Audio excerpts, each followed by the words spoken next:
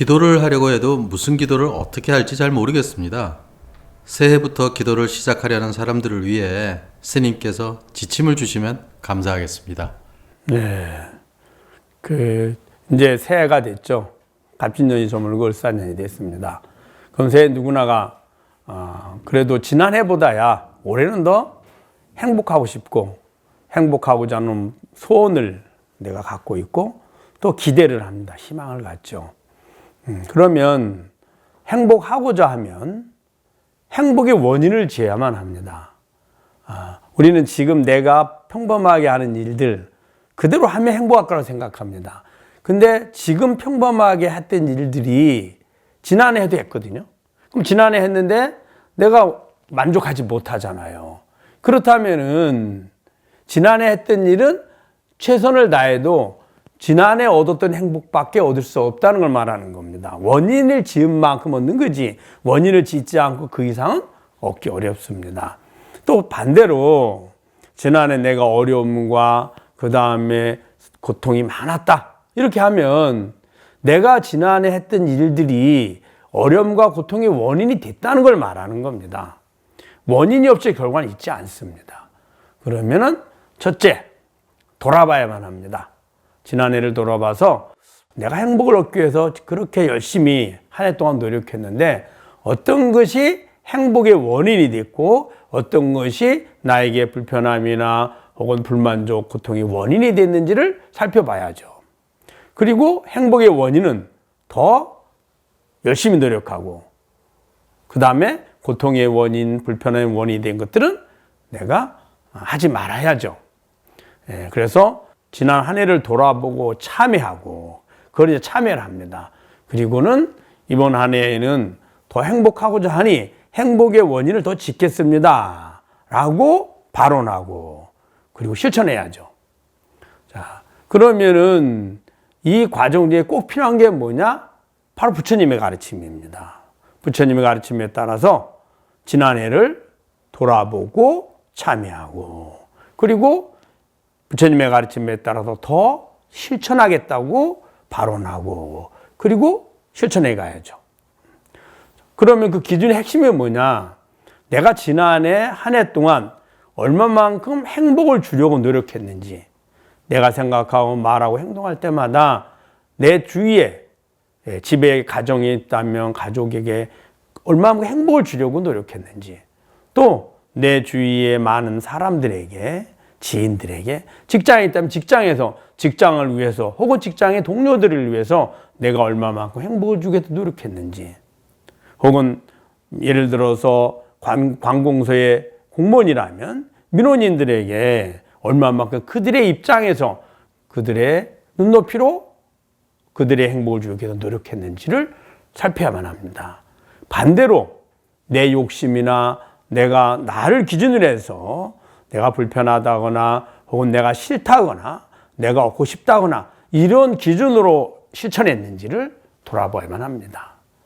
그렇게 자기 욕심이나 자기 자신을 기준으로 한 것은 고통의 원인을 만들었을 것이고 그렇지 않고 상대의 행복을 위해서 상대에게 배려하기 위해서 했다는 것은 행복의 원인이 된 겁니다.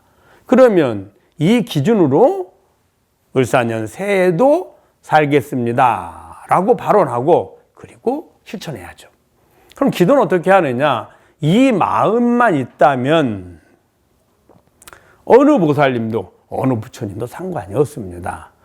지장보살 기도를 많이 하는 사람들은 지장보살님은 참회를 우선으로 하니 참회에 중점을 두고 그 다음에 기도를 해서 올 한 해는 부처님의 가르침에 따라서 지장보살님의 원력처럼 열심히 행복을 주기 위해서 실천하겠습니다 라고 발언하고 실천하면 됩니다.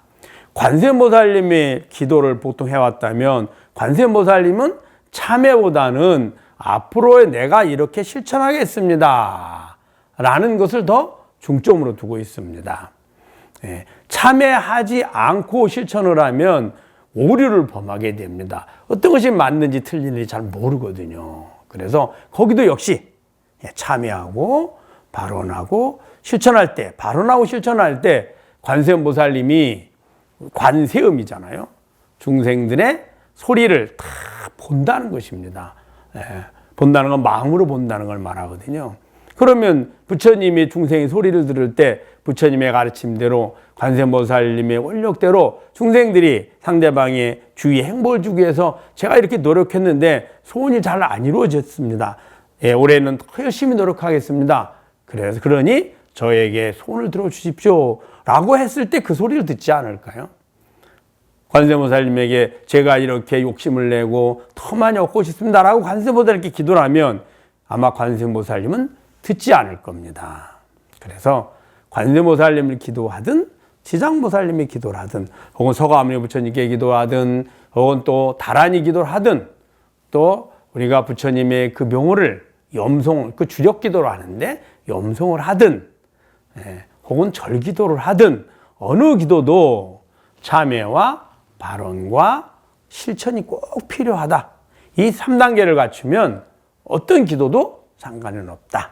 네, 말씀드리고 또 할 때 이왕이면 주력하시는 분이 염송만 하지 마십시오. 기회가 되면 절도 하고 염송도 하고 실천도 보시도 하고 우리가 실천에 제일 좋은 방법이 바로 보시하는 거거든요.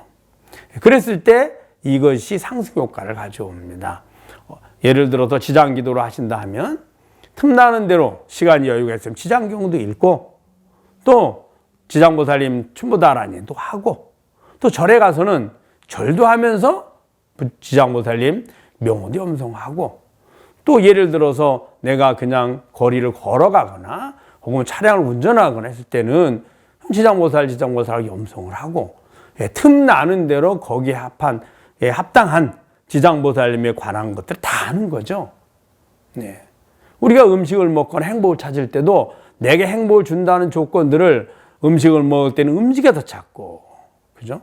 예. 내가 구경을 하고 싶으면은 경치를 보고 싶으면 그 경치를 보는 데 찾고, 또 차 마시고 싶을 때는 커피든 차든 내가 마시는 것을 통해서 행복을 찾고, 대화를 할 때도 이왕이면 내가 즐거워하고 좋아하는 대화를 하고 싶고, 그래서 우리는 안, 이, 미, 설, 신, 심지어는 의작용인 추억을 떠올릴 때도 즐거운 추억을 떠올리고 싶어 하면서 왜 기도를 하거나 보시를 하거나 할 때는 왜 한 가지만 고집합니까? 한 보살님만 고집하고?